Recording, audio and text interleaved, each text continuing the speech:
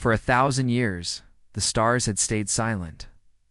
Astronomers searched the skies, listened to strange signals, and dreamed of meeting other life forms. But space gave no answer. Until one normal night. Everything changed. At 2:42 a.m., deep under the mountains of Colorado, the Earth Space Listening Station caught something new. It wasn't static. It wasn't noise. It was language. Clear, calm, strange. The signal repeated every 2 minutes. We come in peace. We are not your enemies. We bring gifts. We want friendship. The message came from far beyond Pluto. A single, slow-moving ship was heading toward Earth. It would arrive in 92 days.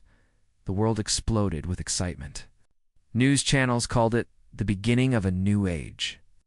People cried, cheered, and hugged strangers in the streets. Some prayed, some danced, and some felt afraid. General Aaron Voss of Earth Defense Command didn't join the celebration. He stood in silence, watching the message play again and again. Something felt wrong. They're saying exactly what we want to hear, he said to his team. Too perfect, too easy. His words were ignored. Politicians wanted peace. Scientists wanted contact. The people were tired of war and ready for hope. But General Voss had seen too much in his lifetime, so he reactivated a Black Ops team that no one remembered. Project Redline. 5 men, 3 women, no uniforms, no records. Experts in war, survival, hacking, and infiltration. Their mission? Watch the skies. Trust no one. Prepare for the worst. Days passed. The alien ship kept moving slowly toward Earth. Its engines glowed softly. No weapons were seen. It sent peaceful music. Images of alien art, blue skies, smiles. Governments opened space channels. Cities held welcome parades before the ship even arrived. Children made signs that said, "We love our star friends." But Project Redline wasn't smiling. Agent Mira, a former cyber spy, decoded something strange. "Look at the sound wave pattern," she told Voss. "There's something behind the voice." She cleaned the signal, removed the music, boosted the background. What they heard next made the room fall silent. Target identified. Planet rich with water, life, and low resistance. Phase 1 complete. Begin social control. It was the same voice but without the friendly tone. "Son of a," said Voss. "They're lying to us." Redline went dark. No one could know what. They built a hidden base under an abandoned power station. From there, they watched world leaders shake hands and prepare landing zones for the alien arrival. Every night, the signal repeated, "We come in peace." And every night, Redline heard the hidden voice say, "Phase 2 will begin upon landing." The countdown continued. 30 days to arrival. 20 days. Now, 10 days. Earth's skies were filled with fireworks. Alien flags were printed beside national ones. Peace celebrations spread to every country. All major armies were told to stand down. Only Redline stayed alert. 3 days before arrival, Agent Silva, the team's tech scout, found something else. A second signal, much weaker. Almost hidden. This one was not from the alien ship. It was from behind it. A tiny capsule, old, rusted. Floating quietly through space, Redline pulled the signal. A single video file broken, static-filled. 1. Message. "If you are hearing this, they came to our planet too." They said the same words. We believed them. We let them land. Then they burned everything. Don't make the same mistake. Then the screen turned black. Voss stared at it. "Get me visuals on that capsule," he ordered. The team zoomed in. Letters were barely visible. On the side it said, "Centauri to a human deep space probe lost 40 years ago." "Impossible," Mira whispered. "That was just a science drone." "Looks like it saw something we were never meant to find," Voss replied. 2 days to arrival. Redline tried to warn the world government. Their message was blocked, their data deleted, their access cut. Voss gave the order. They're already in control. We go underground. We prepare for war. 1 day to arrival, all around Earth. Peace. people prepared for the landing party. Streets were full. Cities played alien music from loudspeakers. The sky turned red as the massive ship entered orbit. It was beautiful, a smooth silver curve, lights like stars, no weapons visible, just peace. The people looked up and smiled, but Redline was already gone. Deep under Earth, they were loading weapons, testing shields, and studying every detail they had found. General Voss stood in front of a quiet screen, watching the ship descend. "We gave them a chance," he said. He turned to his team. "Now we give them a message of our own." The camera zoomed in on his face. He whispered, "Earth is ready." Oh. The sky above Earth was silver. The alien ship had arrived. It hovered silently over the Atlantic Ocean, massive, smooth, and glowing. No weapons, no noise. Just calm, cold beauty. People across the world watched with hope. Some waved flags, some cried with joy. "We are not alone," the headline said. "Today is the first day of peace."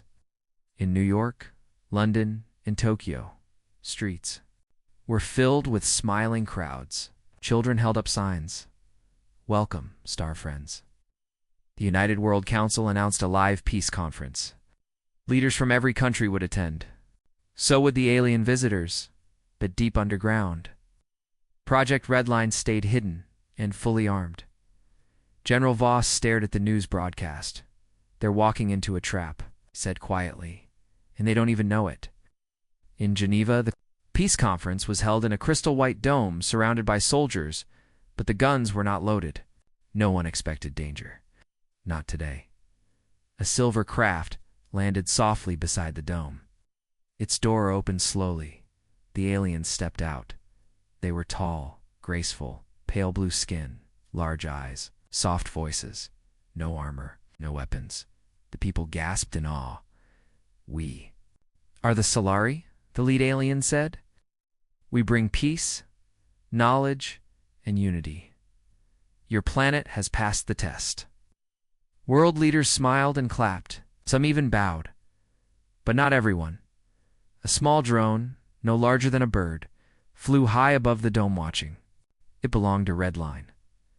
Inside the base, Agent Silva and Mira watched the feed. "Something's off," Mira said. "To calm, to clean. They're performing." "Look at the crowd," Silva said. "They're smiling, but not blinking." Myra zoomed in. He was right. Some people in the audience weren't people. Their faces looked perfect, too perfect. No sweat, no breath, no motion. "They're using copies," she whispered. "Fake humans. Puppets." Back inside the conference, the Solari presented a glowing cube to the Earth leaders. "This gift contains all our knowledge," they said. "Use it to build a better world." The cube floated into the air. Everyone applauded. Lights flashed. Music played. No one noticed the invisible pulse that spread across the room. But Redline did. Alarms went off inside their base. "Signal spike. Mindwave frequency," shouted Agent Reza. "It's not a gift, it's a control device." Voss didn't hesitate. "Pull the drone back. Reroute to satellite scan. I want to see everything in that dome." Up in orbit, Earth's defense satellites turned toward Geneva. The feed came through. What they saw shocked them beneath the conference dome. Underground tunnels had been built unknown to human builders. Inside those tunnels were machines, alien ones. Hundreds of them. "They came early," Mira said. "They've already started the takeover." "They wanted us to watch the show," Voss growled, "while they dig into the planet's heart." Suddenly, the drone feed went black. Signal lost. Meanwhile, back in the conference dome, the cube pulsed again.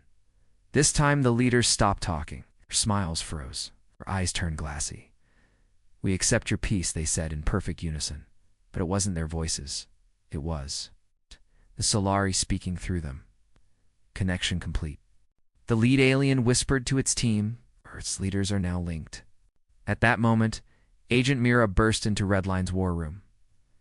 "I cracked part of the alien system," she said. "They've already changed global codes, defense, power, communications. Earth doesn't control Earth anymore, Silva muttered. Voss looked around at his team. They fooled the whole planet, but not us. He pulled out a sealed briefcase. Inside was a black chip with red markings. What is that? Reza asked. Something we hoped we'd never use, Voss said. It's time to wake up the Black Ark. Far beneath the Arctic ice, a hidden machine began to power up. It wasn't just a ship. It wasn't just a weapon. It was Earth's last line of defense, built in secret, known only to Redline and 3 presidents. The Black Ark was designed for one thing: to fight alien invasion. As it activated, cold steam burst from its engines. Giant metal claws unlocked from the ice. Lights turned on one by one. Inside, a computer voice said, "Welcome, General Voss. Redline protocol active, preparing for launch." Back at the surface, the peace conference ended. The Solari returned. To their ship, the crowd cheered. Music played.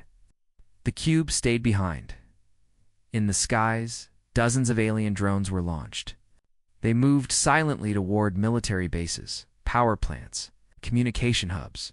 No one noticed except Redline. Voss gave the final order. Let them play friendly. Let them smile. We'll smile too, turned to Mira. But make sure we're locked, loaded, and ready. High above Earth, space looked calm. Stars blinked quietly. The moon reflected soft light. Nothing seemed wrong, but something was hiding in the dark. Something big, something not human. General Voss stood inside Redline's war room, staring at satellite. Scans? They've stopped pretending, he said. On screen, a shape appeared behind Earth's moon. It wasn't moving fast, but it was massive. Cold, silent. Agent Mira zoomed in. It's not part of the main alien ship, she said. This is something else. Separate. Hidden. Voss nodded. They were building it while we clapped for their peace speech. Redline had one chance to get answers. A small stealth pod was launched. Dark metal, no signal, no lights. Inside were 2 agents, Silva and Reza. Their mission, get close, scan the object, get out. They moved silently past satellites and space junk. As they approached the moon, the shadow came into view. Even in the darkness, the size was terrifying. It was a black, station circular, with sharp angles. Parts of it looked like weapons. Other parts looked like cages. There are no windows, Silva whispered. No lights. It's not a station, Reza said. That's a prison, or a factory. Inside Redline's base, Myra read the scans from the pod. This thing has power readings 5 times stronger than the alien ship, she said. In radiation patterns I've never seen. Voss looked closer. Can you get me a heat map? The image loaded. Everyone froze. Inside the structure were hundreds, maybe thousands of life signs. But they're not moving, Mira whispered. No heat spikes. No signals. It's like they're in stasis, Voss finished. Sleeping. Waiting. Back in orbit, Silva and Reza got closer. Suddenly, a soft pulse hit their pod. The lights flickered. The screen glitched. EMP wave, Silva shouted. They found us. No, Reza said. That wasn't to stop us. That was a signal. Outside the pod, the shadow station began to shift. Panels opened. Out. Lights flickered on. Parts of the station began to unfold like wings. They're waking it up, Silva whispered. Voss gave the order. Pull them out now. The pod turned. Engines fired. The station didn't chase them. It didn't have to, it just kept unfolding bigger. And bigger, like something alive, back on Earth. No one knew what was happening in orbit. The world leaders were still under alien control. News channels showed happy crowds. The alien cube now sat in every capital city. People believed peace had come, but Redline saw the truth. Voss paced in front of the holoscreen. They're not here to talk. They're here to take. Quietly. Systematically. Mira pulled up more data. The object behind the moon has links to global energy spikes. Every time it expands, Earth's power grid shifts. They're draining us, Voss said. Feeding the station with our systems. Agent Reza stepped in, his face pale. I decoded a signal from the moonside structure, he said. It's a transfer pattern, not just data, not just energy. He paused. They're uploading people. Silence filled the room. Voss clenched. His fists? They're teleporting humans into that thing? Reza nodded. Piece by piece. No one notices. It's too slow, too quiet. How many so far? Mira asked. Reza hesitated. Over 38,000 and rising. That night, Redline activated. A hidden satellite weapon, a forgotten Cold War tool. One shot. One test. They aimed it at a drone connected to the alien network. The beam hit. The drone exploded. But within seconds, the entire alien system responded. All 38 alien cubes on Earth turned red. All cities lost power for 12 seconds. The sky above went blackened, then glowed with alien symbols. A message appeared on every screen. Hostile action detected. Defense protocols activated. Voss looked at the message. They just dropped the act.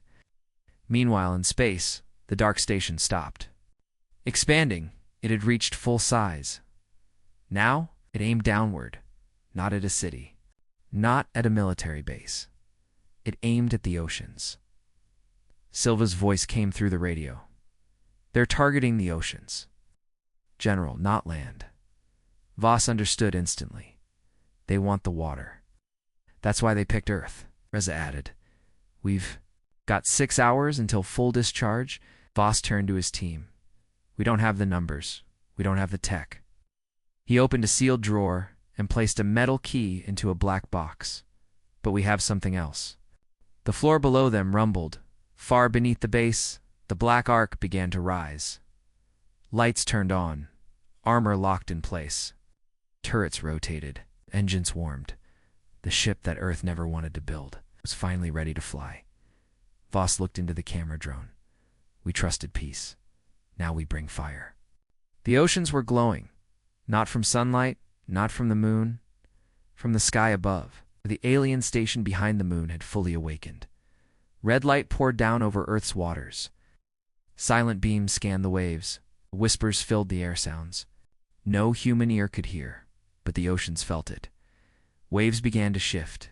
Tides changed without wind. Something deep below was moving. Inside the hidden red line base, alarms rang. Agent Mira's voice was sharp. They've started the harvest. They're pulling water straight into orbit. General Voss stood at the war table. Why water, Agent? Silva asked. Mira answered. Hydrogen. Life matter. Salt minerals. Everything they need to build, grow, multiply. Goss's voice was cold. They don't just want Earth. They want to become Earth. The black arc stood ready. Massive. Dark. Deadly. It was a machine made for war, designed in secret. Powered by old science and new fear. No comfort. No mercy. Just strength. Voss looked at his team. We're not giving speeches. We're not sending warnings. We're going to hit them hard, and we're going to hit them first. Redline moved fast. Mira uploaded a virus coded in an ancient Earth language, unknown to alien AI.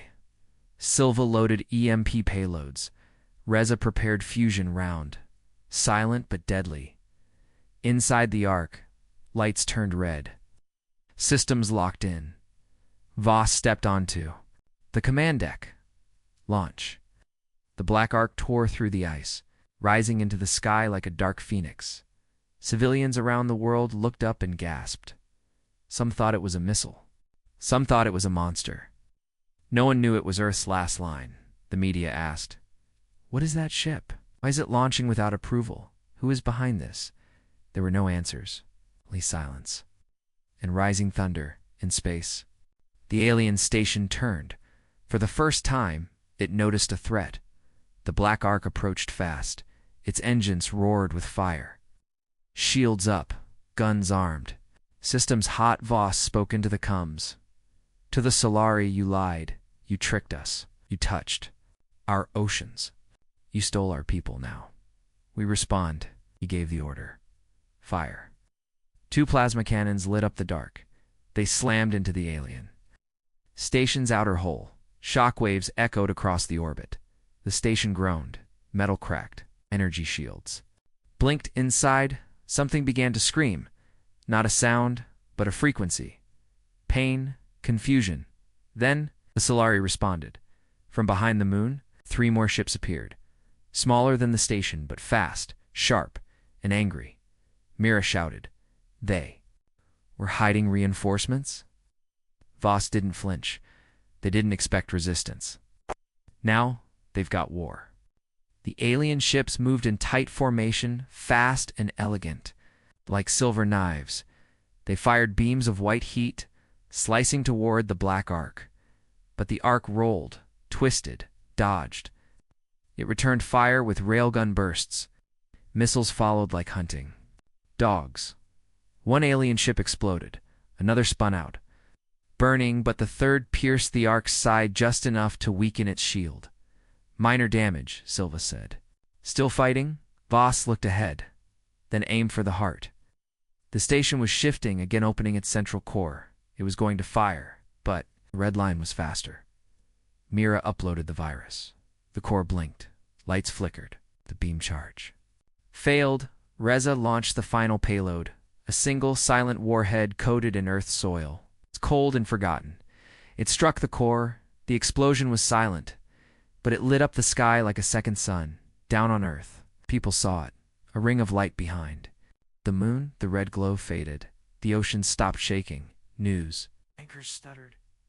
Government stayed quiet, but the people began to understand something had happened up there. Something big. Something human, inside the damaged black arc. Lights flickered. Voss stood with blood on his face and fire behind him. Is it over? Mira asked. He looked at the wreckage of the alien station. Not yet, he said. We won the battle, not the war. Far away deep in space, other signals began to move.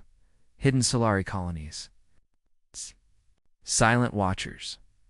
They saw what happened. They saw Earth's answer. They heard humanity's final warning. Voss looked into the camera, sending a message through a hijacked Solari channel. To all listening in the dark, we believed in peace. We hoped for friends. But we are not weak. We are not prey. If you come to Earth, come with truth, or come ready for war. Far beyond Earth, light didn't reach. This place had no sun, no planets, no stars, only darkness. And in that darkness, they watched. The Council of Shadows had awakened. 12 beings, strange and older than memory. Not flesh, not machine. Something in between. They stood in a circle, surrounded by black fire, each one wrapped in cloaks of bending light. They were not Solari, they were above them. They had created the Solari long ago to test weak worlds. But now, something had gone wrong. A large screen opened in the air. It showed Earth, the humans, the battle in orbit, the black arc.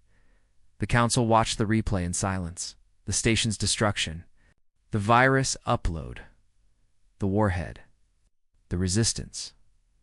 They were supposed to accept peace, whispered one. They refused control, said another. They destroyed our instrument, growled a third. Then the tallest among them spoke. They did not fear. They did not beg. They fought. The first time in 1,000 years. The Council hesitated. Worlds usually surrendered. Some offered gifts. Some offered slaves. Many knelt. But Earth fought back, and Earth won. Back on Earth, Redline's secret base was quiet but alert. The Black Ark had returned, damaged but alive. General Voss stood in the command room, surrounded by maps and static screens. They've gone silent. Agent Myra said, no more Solari signals. No attacks. No response. They're regrouping, Voss answered. Watching. Silva looked worried. What now? Voss stared at the stars. We hit them hard, and now we wait. Elsewhere, strange things began to happen. On Mars, deep signal was picked up. low, cold, and not human. On Saturn's moon Titan, 3 of Earth's mining drones vanished without a trace. In Antarctica, a hidden probe, one not made by humans, activated Earth, was now being scanned, not by the Solari, but by something older. Agent Reza entered with a report, General. We intercepted a message. Not to Earth, but about Earth. From where? Voss asked. Unknown. Signal doesn't match any Solari code. He placed a small device on the table. It projected alien symbols, slowly translating. Earth has passed Phase 1. Prepare Phase 2. Council awaits judgment. Voss narrowed his eyes. Phase 2 of what? Back in deep space, the Council argued. They are unpredictable, said one shadow. They must be destroyed, said another. But the tall one raised his hand. No, he said, they are not like the others. They do not bow. They do not break. He turned toward the darkness. They are dangerous, another voice whispered. So, test them again. The Council sent a new message this time, a whisper through gravity. Itself, Earth wouldn't hear it, but something else would. Something locked away, something not mechanical. But ancient and alive, the Council's final weapon, the Devourer seed, deep beneath Jupiter's storms. Something began to stir, not metal, not a ship, a creature. It had slept for eons. It was born from war, fed on fear, grew in silence, its heart beat. Once boom, then again. Boom. The clouds turned black, and the Devourer began to wake. Back at Redline, Mira gasped as her screen filled with symbols. Sir, gravitational shifts near Jupiter. Big ones. Voss stepped forward. Another fleet. She shook her head. Worse. It's organic, alive, and growing. Reza added, This isn't Solari tech. This is something else. Voss clenched his jaw. They're sending a monster. The team watched the data. The creature wasn't just moving. It was feeding, absorbing energy from storms, moons, gas, and metal. Its shape was unclear, its size unknown. But one thing was sure, it was coming. Voss called the world leaders still. Recovering from their mental hijacking, they listened in silence as Redline explained at last. Voss said, This isn't just about Earth anymore. Something bigger is watching, testing, judging. If we fail, we die. If we surrender, we disappear. If we fight, we become legend. From the edge of the solar system, a whisper reached the Council. A human message. Bounced through hacked satellites, translated into 1,000 tongues. We are not afraid of shadows. We were born in them. Come see what Earth is made of. The tall one smiled. They are not ready for peace. Another replied. No, they are ready for war. Jupiter was no longer calm. The gas giant roared as storms spun faster than ever before. Lightning danced across clouds the size of continents, from deep within the planet's heart. Something was climbing upward. The Devourer had awakened. It had no face, no eyes, just mass shifting, growing, pulsing. A living storm with bones made of black. Crystal and veins glowing blue. It didn't think like a machine. It didn't speak like a mind. It felt, it hunted, and now. It had smelled Earth in Redline's underground base. Screens went red. Agent Myra stared in shock. It's feeding on energy, gravity, everything around Jupiter, Silva added. It just absorbed a moon, one of ours. Reza's voice shook. It's not a ship. It's not a weapon. It's a living extinction event. General Voss stayed silent. Then he spoke. How long until it reaches Earth? Mira answered. 18 hours. The world wasn't ready. Cities still cheered the false peace. Governments argued. Leaders denied what was coming, but Redline moved fast. Voss activated the Warden Protocol, a last resort defense plan known only to a few, all remaining stealth tech. Hidden weapons, buried satellites, awakened. Earth was about to make its stand. High above the atmosphere, the black arc was being repaired. Welders moved fast. AI cores spun at max speed. Engineers worked without sleep. The Ark had been built for space war. But now it was Earth's shield. Voss stood before his team. This thing heading for us, it's not just a beast. It's a message. He looked them in the eyes. They're testing us again. Meanwhile, in orbit near Mars, human scanners picked up something strange. Dozens of small black pods traveling behind the Endeavor. Each pod carried a different species aliens from other worlds. Some were warriors, some were spies, some were prisoners. But all of them were being brought to watch. The Council wanted an audience. They wanted witnesses to Earth's end. As the Devourer passed Mars, it grew again. It swallowed heat, radiation, even dust. Reza gasped at the new readings. It's creating a gravity field of its own. If it gets closer, our orbit will collapse. Voss gave the order. Launch the Ark. The Black Ark lifted once more, heavily armored. Fully loaded, it flew fast toward the Devourer, passing silent satellites and old wreckage. Earth's last hope was in motion. But as the Ark neared the beast, the crew felt something new. Not heat, not gravity, fear. Mira grabbed her head. It's inside my mind, Silva shouted. It's broadcasting something. Reza yelled over the noise, not a signal, a vision. Each crew member saw flashes, a world burning in green fire, creatures screaming, turned to dust. A council, standing above a galaxy of bones. The Devourer wasn't just coming to eat. It came to erase, to wipe out the human story.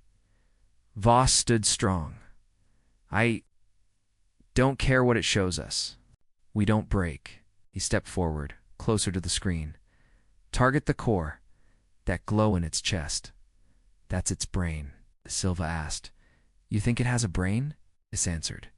Everything that moves can die. The Ark launched all. Weapons. Railguns. Plasma torpedoes.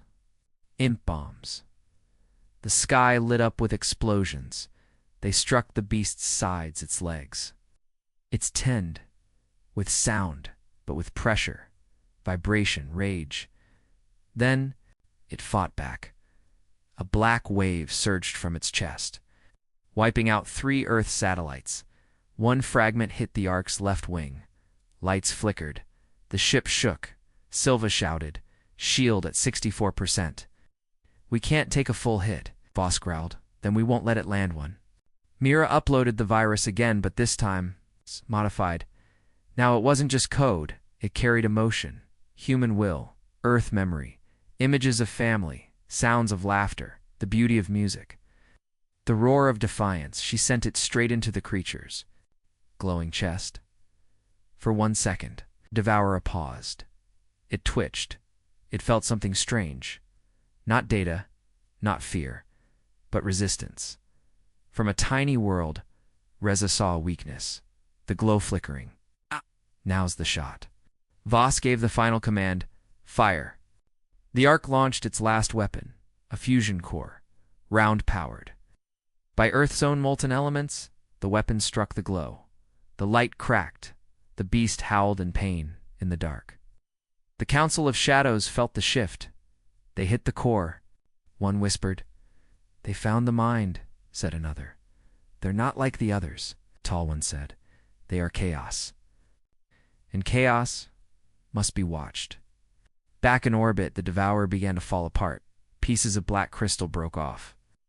Energy escaped like wild lightning, then. In a flash of silent light exploded. Earth's orbit shook. The Ark spun but survived. Crew cheered. Some cried. Voss stood tall. We just told the galaxy, he said, that Earth doesn't run, Mira added. And if they come again? Voss smiled darkly. They'd better bring something bigger. The Devourer was gone, destroyed. Its ashes floated in orbit like broken glass. But Earth didn't celebrate. Not yet, because something else had awakened across the stars. 12 signals lit up fast, cold, and ancient. Each signal pointed to a different world. Each world had failed a test, burned, erased, forgotten. The Council called them The reckoning worlds. Worlds like Earthstrong, bold and once brave, now silent. But not all of them were dead. Red line. He picked up a strange reply. A voice from the void, broken. But still speaking? Mira played it on the main screen. We heard your war, saw the fire, Earth. Are you still standing? Voss leaned forward. Yes, he replied. Then maybe. We're not alone after all. That voice came from a system humans had never visited, dark and distant. It was once called Sarna, destroyed by the Council over 400 years ago, but something had survived. A signal. A bunker. A whisper of resistance. Earth had friends it never knew existed, and enemies it hadn't yet seen. Back in deep space. The Council of Shadows watched Earth's rising power. The Tall One spoke. They defeated the Solari. They crushed the Devourer. Now they reach outward. Another shadow said, We tested them. They answered with fire. Third one hissed, What now? The answer was cold. We call the reckoning worlds. Let them remember their fear. Let them face Earth. Earth didn't wait. General Voss launched Project Starhammer, mission to send small strike ships toward the edge of known space, not to attack, but to warn and watch. Each ship carried simple message. We are Earth. We are awake, and we do not kneel. One ship Echo 7 reached a burned-out colony known as Vora Ikes. There, they found ruins, twisted steel dust, and one living being, not human, not machine, a mix of both. A survivor of the first reckoning. It called itself Caden.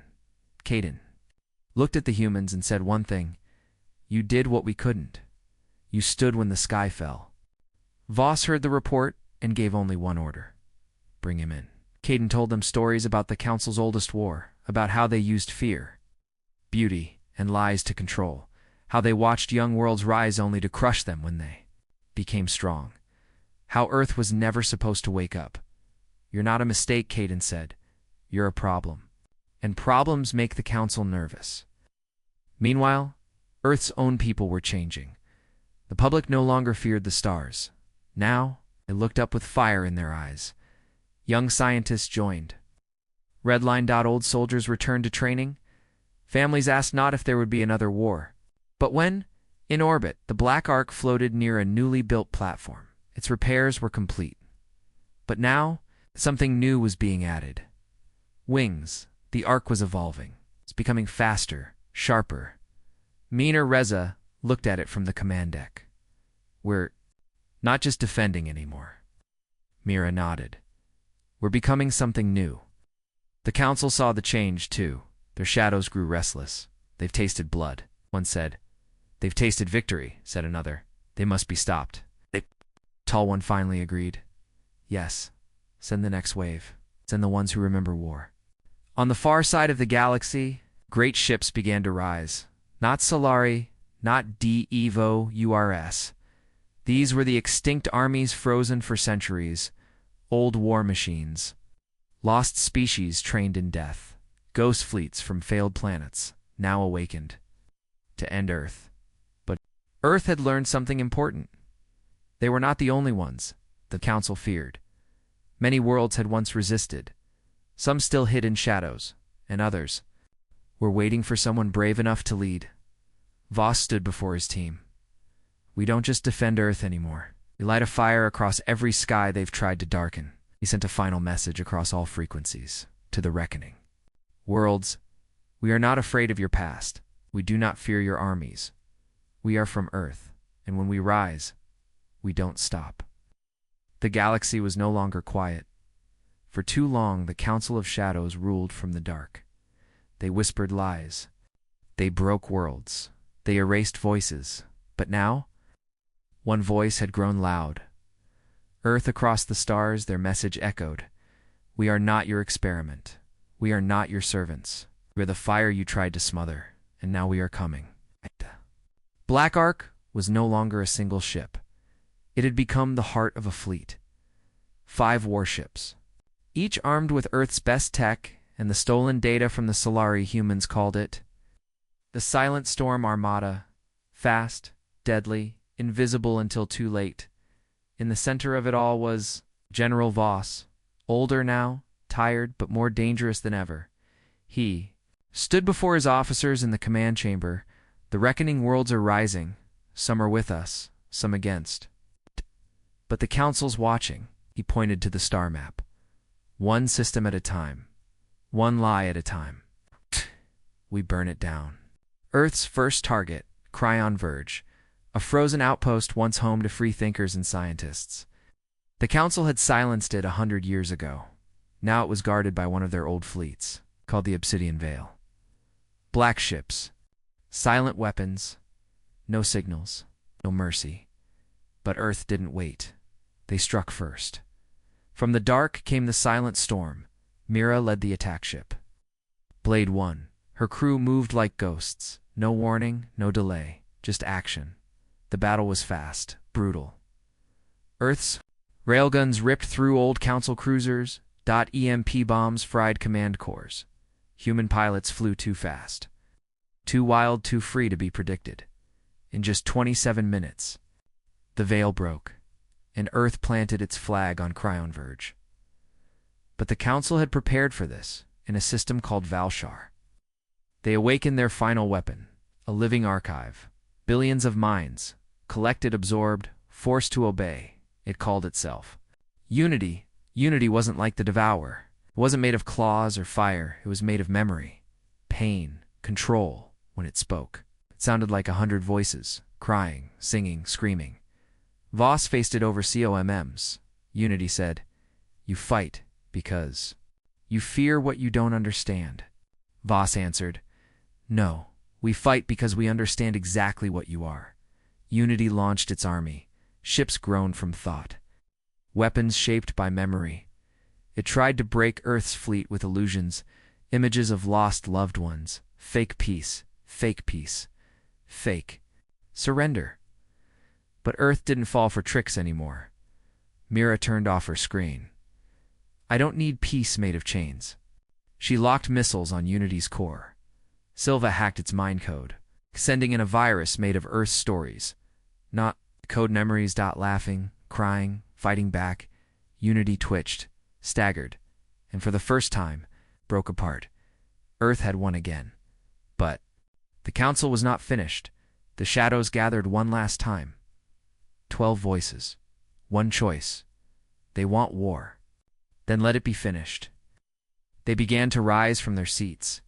Their true forms, massive, ancient, terrifying, lifted from their thrones. The final game had begun. But Earth wasn't alone anymore. Other worlds once lost now joined them. Sarna, Cryon, the silent fighters of Vora IX, and even Caden's hidden people. They all carried scars. They all remembered pain. And now, they followed the one world that dared to say no. At the edge of known space, the final battle began. The Black Ark led the charge. The Council's throne world burned with black energy, defenses rising like a storm. Voss gave the last command. For Earth, for every silenced world, let them hear us scream. Explosions lit up the void. Ship against ship, mind against mind, truth against lies. Every weapon Earth had, every lesson they had learned, every story they refused to forget was fired in that sky. And then the Council fell, one shadow at a time. One lie broken, until nothing remained but light. Back on Earth, people looked up and saw the stars clear. For the first time, no whispers, no control, just silence. But not the cold. Silence of fear, the silence of freedom. Voss stood at the Black Ark's window. His voice was quiet. "It's over." Mira smiled. "Now what?" He looked ahead. "We build. We explore. We protect, because we are Earth." And we came locked, loaded, and never alone again. The end.